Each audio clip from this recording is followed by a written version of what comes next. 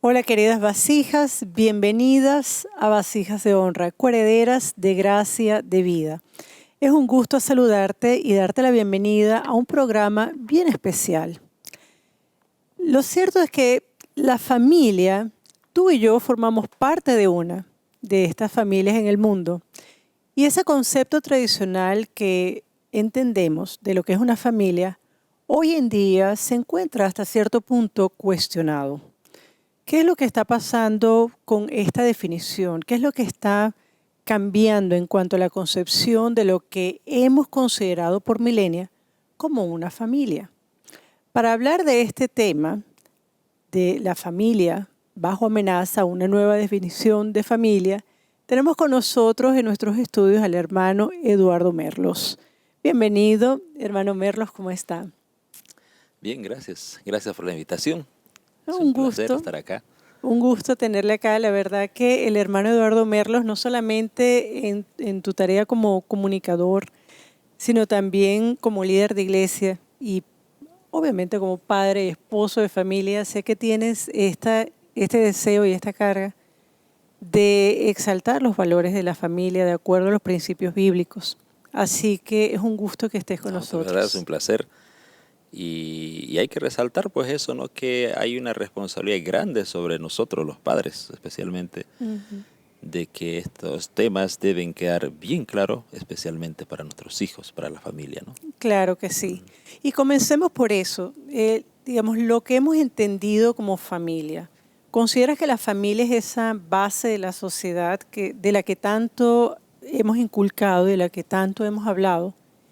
¿Y qué dice la Biblia sobre esta institución? ¿Por qué es importante la familia? Bueno, la familia así se lo cataloga ahora, ¿no? Siempre fue así. Es la unidad básica de la sociedad. Y creo que un término un poquito más acertado y que se acerca más, podría decirse, es que la familia es el núcleo o la célula también, en otros términos. De una sociedad. Exacto. ¿Por qué? Porque, bueno, hay varios tipos de sociedades, corporaciones, empresas, sindicatos, escuelas, son sociedades, ¿no? Ujú. Pero la unidad básica de todos esos es la familia. ¿Por qué? Algunas características de la familia, una de las características principales de la familia es que la familia es la que aporta elementos nuevos a esa sociedad. Permite Interesante. reemplazarse también. Claro, Las otras sociedades lo único que hacen es intercambio de claro, elementos. claro. Pero el elemento unitario que es la persona es creada en la célula básica de la sociedad, que es la familia. Por eso es importante concebir esto, ¿no? Porque si nosotros no entendemos así a la familia como un elemento, como una base que puede reproducir elementos para la sociedad, puede crear más elementos para la sociedad, para su reemplazo también. Claro. Entonces, en ese contexto, y eso es bíblico, pues, ¿no? La Biblia dice que al principio el hombre estaba solo y Dios dijo, voy a hacerle una ayuda idónea. Le Ujú. consiguió una esposa Claro, y fue Eva. Y la orden para ambos fue reproduzcanse, más claro. allá de ser felices y todo, ¿no? Entonces, la familia nace ahí, porque Dios es el que instituye finalmente el matrimonio Mm. y ya tenemos que ir apuntando algunas pautas para lo que vamos a hablar más adelante y uno de ellos es instituye un matrimonio de dos sexos diferentes, o sea, Claro. dos personas, un hombre y una mujer, ¿no? Entonces la Biblia dice que finalmente Dios los unió, dice la Biblia, los unió y se dijo de él, por tanto dejará el hombre, esto está en Génesis 2:24, dejará el hombre a su padre y a su madre Ujú. y se unirá a su mujer y ambos serán una sola carne. Entonces, en ese sentido, Adán y Eva se unen para hacer un matrimonio heterosexual. Ujú. Eso sí es importante, ¿no? Claro. Y para procrear también. Es decir, no era la única función del matrimonio, pero una de las funciones y una de las funciones principales era que a través de ese matrimonio ellos conciban hijos y llenen la tierra, Exacto. ¿no? Ahí está la base, ahí está el concepto que hace que le da sentido a la frase la familia como la célula de la sociedad, porque es la única, en el único lugar y espacio donde se puede crear nuevos seres. Exacto. ¿Verdad? Pero ¿sabes qué? Ahora que estamos hablando precisamente de esto, digamos, el concepto que hemos tenido de familia tradicional, desde muy pequeños se nos ha inculcado que familia está compuesta por papá, mamá y los hijos. Claro. Y aquella familia que es extendida, nuestros abuelos, nuestros tíos, o sea, aquellos que son. Eso es lo que hemos visto desde pequeños y es en lo cual hemos crecido. Sin embargo, hoy día parece que ese concepto se ve hasta cierto punto amenazado o alterado, o no es políticamente correcto hablar de una familia de papá, mamá, hijos. ¿Por qué Claro. crees que esto está pasando? Porque están surgiendo otros modos de vida, modos de pensar diferente en relación a la sexualidad.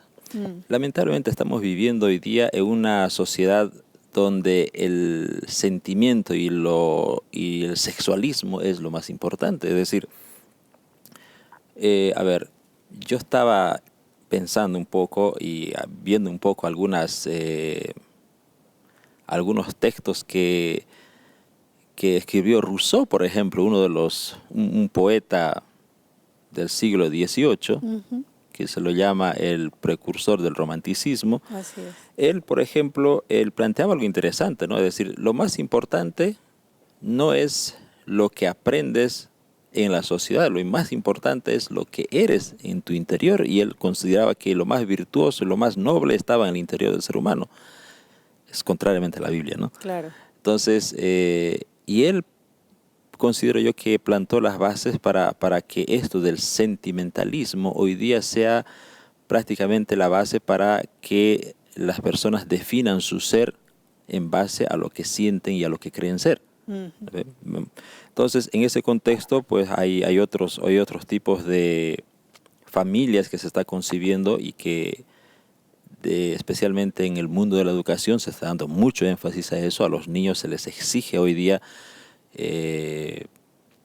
aceptar que la familia tradicional no es la única familia. Exacto. Hoy día hay familias, los monoparentales, que por X razón, qué sé yo, una de las partes queda solo, ya sea por divorcio o por muerte de alguna de las partes, bueno, una queda criando. Pero eso no escapa, digamos, al designio de Dios, porque ambos, el hijo que tienen de por medio fue creado en un matrimonio heterosexual. Claro. Entonces hay otros, pero o sea, eso siempre hubo en todas las épocas, pero ahora, ¿qué es lo que simplemente menciono esto porque hoy día se está pasando de considerar familia a familias en plural? Obviamente que se ponen a las familias adoptivas, a las familias temporales que algunas veces nosotros acogemos en la casa, a las familias extensas también, que son los parientes, pero que siguen siendo en el contexto heterosexual, porque ellos nacieron de un padre y de una madre. Dentro del mismo concepto. Claro. Entonces, en ese contexto ahora entra el otro tipo de familia que se nos está obligando a aceptar como familia, que serían las familias homoparentales. Homoparental o homomaternal, es decir, hoy se debe concebir desde la perspectiva de la ideología de género como familia también a la unión de dos varones que crían un hijo. Y estamos obligados a aceptarlos como familia. Lo mismo, dos mujeres se unen, lesbianas. Y eso es una familia. Y crían un hijo, es una familia. Hoy, no recientemente, pero también se está poniendo de moda la otra familia. No me acuerdo exactamente cómo se llama, pero es una pareja que no quiere tener hijos, que crían mascotas y también son una familia. También son una familia. Entonces, lo conciben al animal como un hijo, ¿no? Pero incluso, sí. O sea, entrando en este mismo punto, recientemente hizo un poco de alarde una portada de una revista que generalmente es para público femenino, Y en esa portada aparecía una mujer trans, que es una mujer, pero que se concibe a sí misma como varón, pero está embarazada. Entonces ellos dicen que sí, que el hombre también puede ser madre.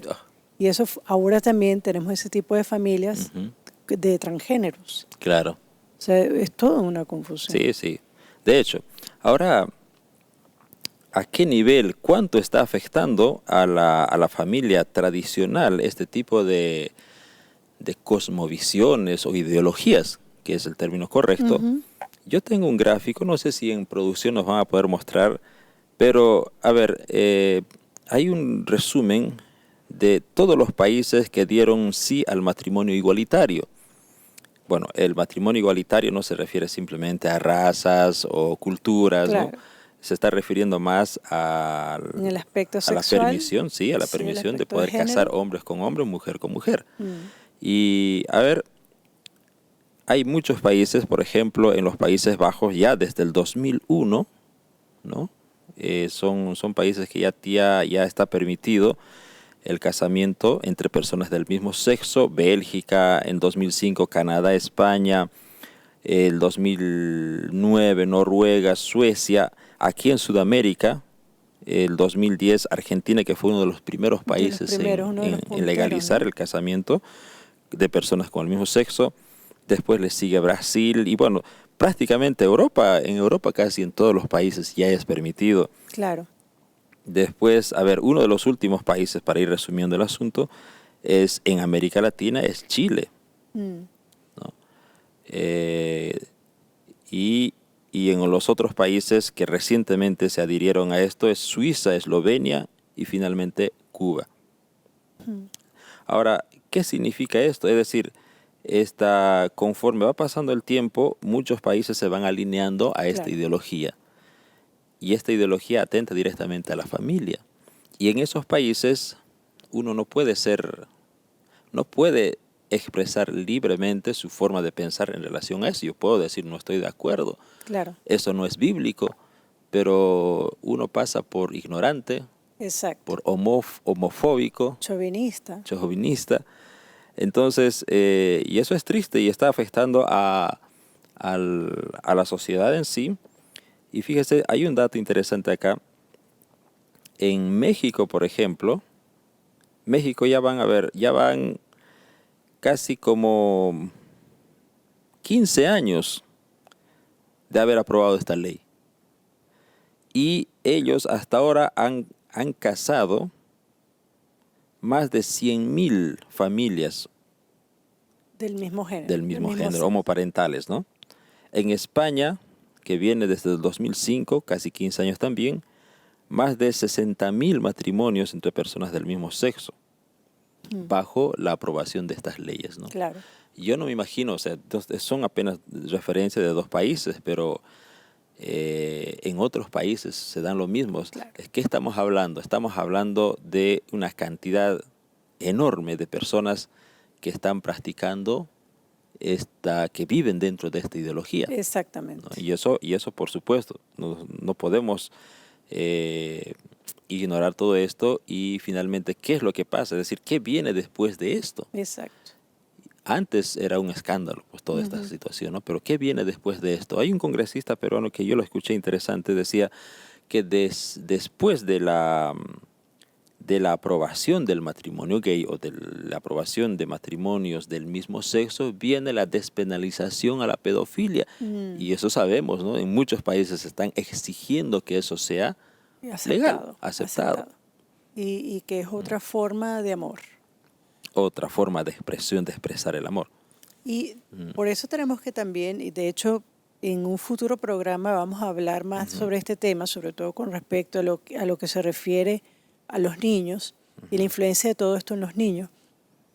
Pero vemos que cada vez, se vuelve más osada. Claro. Este tipo de actividades y de expresiones. A tal punto que ya prácticamente no hay censura para ello. No. Pero a aquella persona que quiera, hablar de aquellos valores tradicionales, entonces esa es la censurada. Y ahí es donde yo veo un problema. Porque yo estoy segura que la mayoría de las familias de Bolivia o de Latinoamérica o sea, no están alineadas bajo este patrón. Son familias tradicionales, ¿sí? Pero una minoría, porque a pesar de que su número aumenta, en relación al total de familias, son una minoría. Pero esa minoría tiene el poder suficiente de poder implantar y forzar sus ideas en la mayoría. Claro, es una minoría totalitarista. Exactamente. Impone sus convicciones. Ahora, hablemos un poco de qué tipo de corrientes, qué tipo de movimientos e influencias apoyan esto, porque ciertamente, bueno, vemos que sí, que hay un movimiento militante por el lado de los LGBTQ+, ¿ok?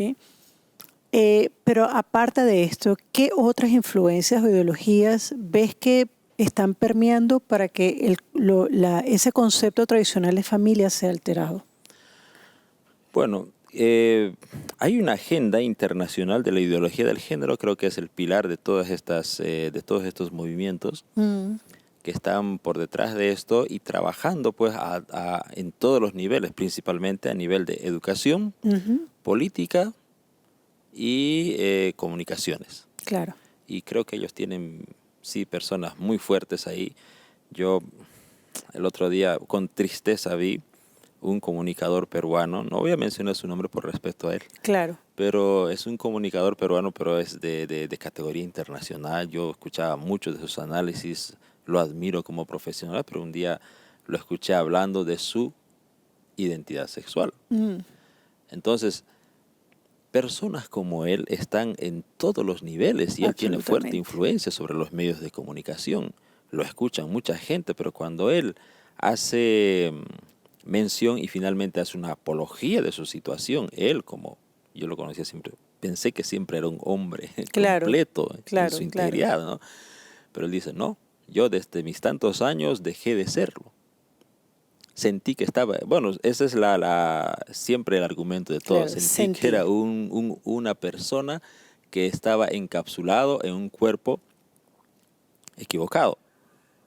Entonces, eso es parte, es decir, personas como esta están en todas partes, en la política, en la educación. En la educación, por detrás de esto están muchos pedagogos, pero transexuales, ¿no? LGBTs. Claro. Y están diseñando la currícula para los niños, las currículas escolares. Entonces, estamos frente a una situación, pero demasiado peligrosa, ¿no? Lo otro que veo también con el ascenso o el giro que está dando la corriente feminista de este siglo, y también, por qué no decirlo, como has dicho, en la parte de la política, generalmente cada uno de estos movimientos que tratan de luchar contra esa equidad social o humana, como ellos quieran ponerlo, tienen ciertos vínculos también con el lado de la izquierda en los países. Y viene como un paquete junto que se va instalando, ¿no? En la sociedad, y por eso se instala a todo nivel, especialmente en el área educativa. Ahora, ¿por qué la familia? Porque para muchos se preguntarán, bueno, ¿cómo de la noche a la mañana surge este ataque, esta erosión a esa célula, como bien has dicho, de la sociedad, de la iglesia, de todo lo que existe? ¿Por qué atacar y erosionar la familia? Bueno, es que en realidad pues no hay otro lugar más poderoso como para formar a un niño, sea para bien o sea para mal, pero el hogar es una institución donde se puede cimentar ¿no?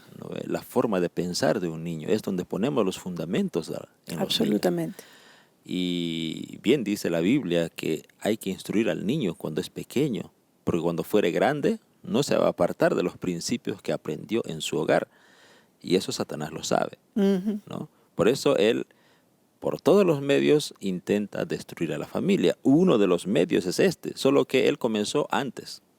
Y eso a veces no nos damos cuenta. Es decir, hoy vemos un ataque directo a la familia, pero yo considero que hoy el movimiento o la ideología de género que tomó cuerpo hace unos 15 años, no fue hace mucho, pero esto apenas ha sido, qué sé yo, el golpe final que se quiere dar a la familia, pero Satanás ha estado golpeando a la familia desde hace mucho tiempo.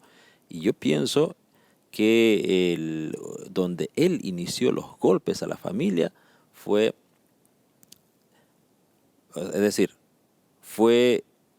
cuando él entró en el sistema educativo. De hecho, nosotros sabemos por historia, fue desde el principio, pues, ¿no? Claro.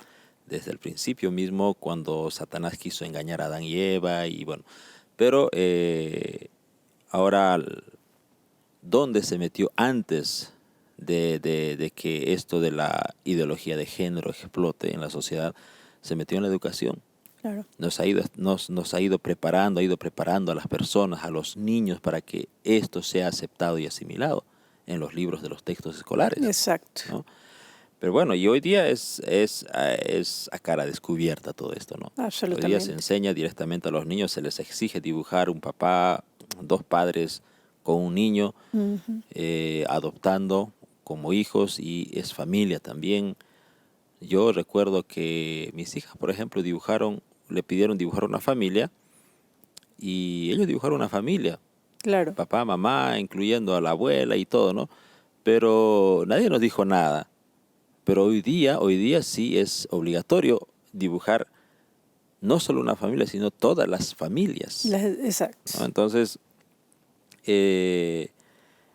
la familia es el centro, es la célula donde no solo se va a procrear elementos para la sociedad, sino también se les va a fundamentar la moral. Exacto. De esos elementos que van a ser partícipes de la sociedad. Es el único bastión donde podemos protegerlos. Entonces, por eso, hoy día yo creo que hemos vuelto, y creo que ha sido una fórmula muy acertada para la ideología de género, la fórmula de los griegos. Porque los griegos concebían a un niño a partir de los 7 años para el Estado. Es decir, el niño dejaba de ser propiedad de la familia para ser propiedad del Estado a partir de los 7 años. Por eso ellos agarraban y los educaban para sí mismos. Exacto. Y esa misma fórmula hoy día se está poniendo en práctica, ¿no? Absolutamente. ¿No? Y, es decir, ellos se han adelantado un poquito más. ¿Desde cuándo quieren agarrar a los niños para la educación y para implementar, adoctrinarlos con estas ideologías? Aún más temprano. Desde los 3, 4 años Sí. ya hay nidito, kinder, pre-kinder, y bueno, desde chiquititos ya el Estado, que sería un paralelo griego, quiere agarrar a los niños supuestamente para educarlos, pero ¿qué están haciendo ahí? Simplemente los están adoctrinando. Para eso los quieren, ¿no? Y pasan por eso 4 horas al día, y no sé, pero en total más de 1,100 y tantas horas al año.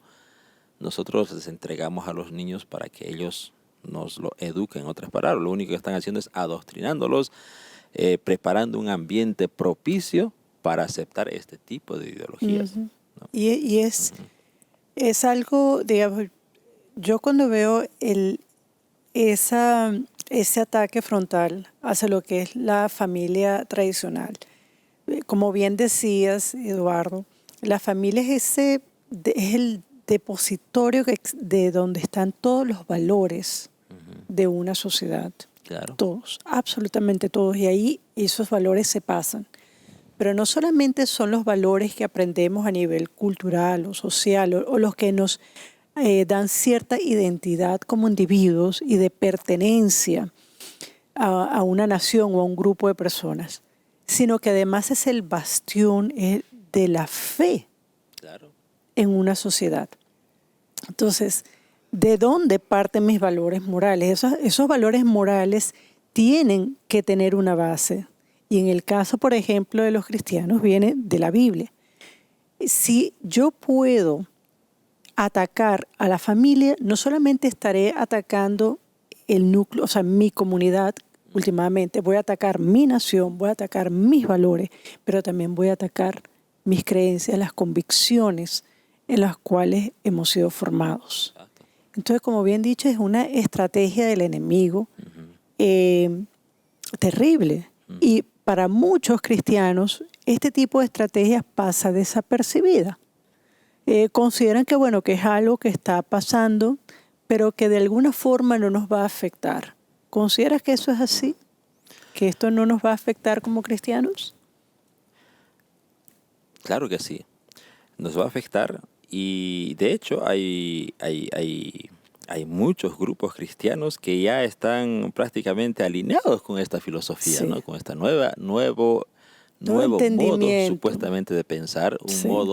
un modo, ¿cómo se llama? Ellos lo dicen, o sea, es sinónimo de ser inteligente, de ser más abierto. Más de un progresismo. Exacto.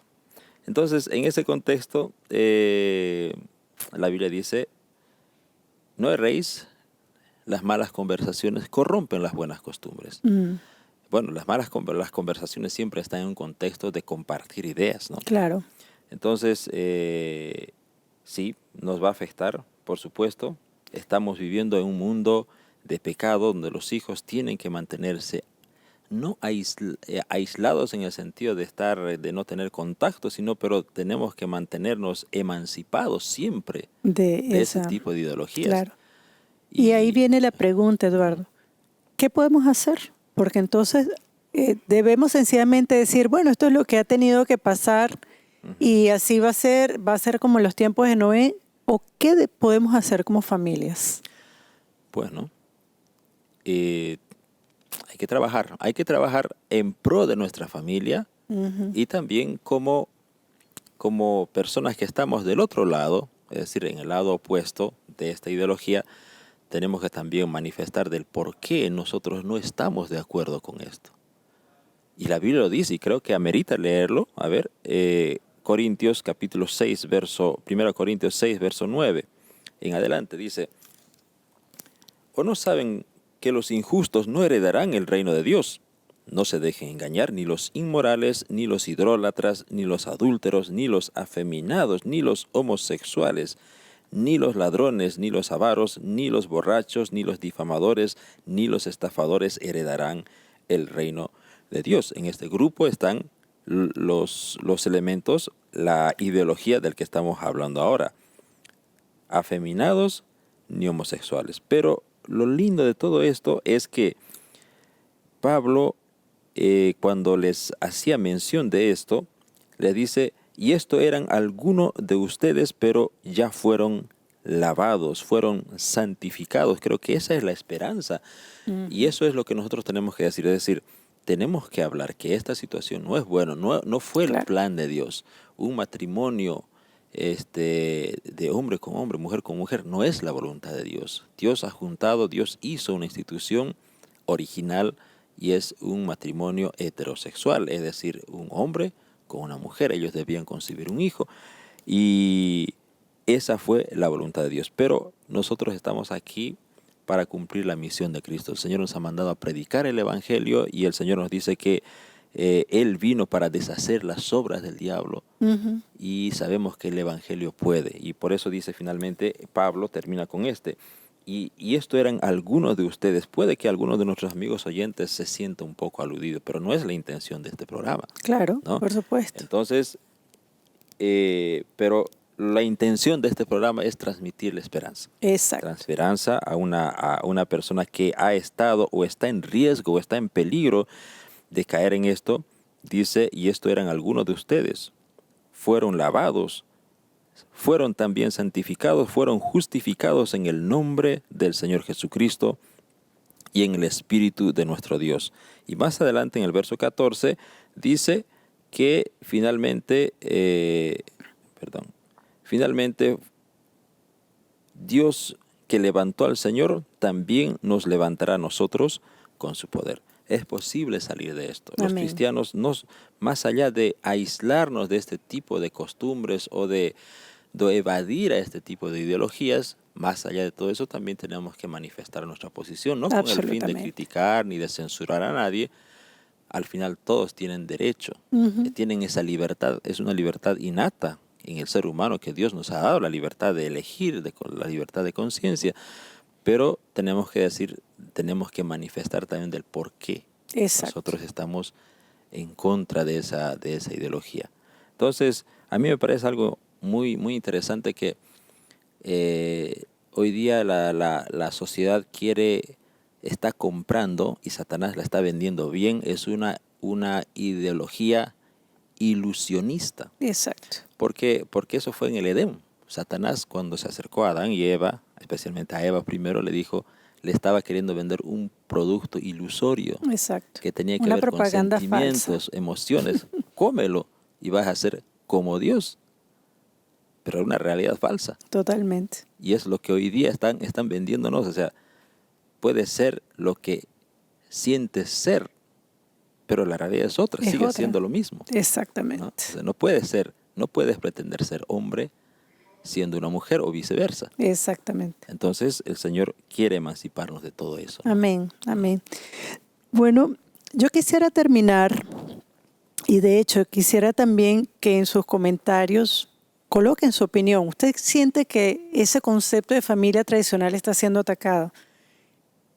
¿Cómo ve la posición usted de la Iglesia cristiana en estos momentos? Compártanos sus opiniones allí en la sección de comentarios. Nos encantaría leerlos y también saber su opinión al respecto. Pero quisiera cerrar este espacio leyendo algunas palabras de Moisés. Y para eso voy a Deuteronomio 32. En el versículo 5 en adelante, Moisés habla de una generación torcida y perversa. Así pagáis a Jehová, pueblo loco e ignorante. ¿No es Él tu Padre que te creó? Él te hizo y te estableció. Acuérdate de los tiempos antiguos, dice Moisés. Considera los años de muchas generaciones. Pregunta a tu Padre y Él te declarará. A tus ancianos y ellos te dirán, cuando el Altísimo hizo heredar a las naciones, cuando hizo dividir a los hijos de los hombres. Entonces, aquí Moisés habla de esta generación que rehúsa obtener su sabiduría de sus padres, de sus abuelos, de esa familia, de esa unidad a la cual Dios confió la historia de este mundo y los principios bajo los cuales seguir en este mundo. Y a ellos Moisés los habla como una generación torcida, perversa. Y nosotros estamos en tiempos difíciles donde vamos a ver que muchos de los principios que hasta ahora hemos considerado como normales, como parte del día a día, van a ser desafiados, comenzando con la familia, qué son los hijos, quiénes son responsables por los hijos. Y de una manera u otra, tu familia y la mía puede verse afectada. Creo que más que nunca, como iglesia en general, como parte de la fe cristiana, debemos enfatizar los valores que hemos adquirido de este libro. Aquello que nos ha cimentado como parte del pueblo de Dios y establecer el principio de Dios. Nuestras iglesias no pueden ir más allá de lo que las familias que la conforman son, de la fortaleza que tienen las familias. Y si nuestras familias están debilitadas o confusas porque ya no sabemos qué tipo de familia somos, ¿qué va a pasar también en la comunidad de la fe? ¿Qué va a pasar en nuestras sociedades? ¿Qué va a pasar en tu barrio, en tu comunidad?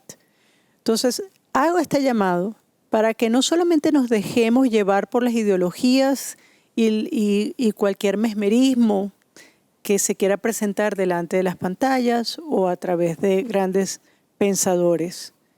Vuelve a la raíz, vuelve a la senda antigua y allí vas a encontrar la senda y la vereda por donde tus pies deben caminar de manera certera.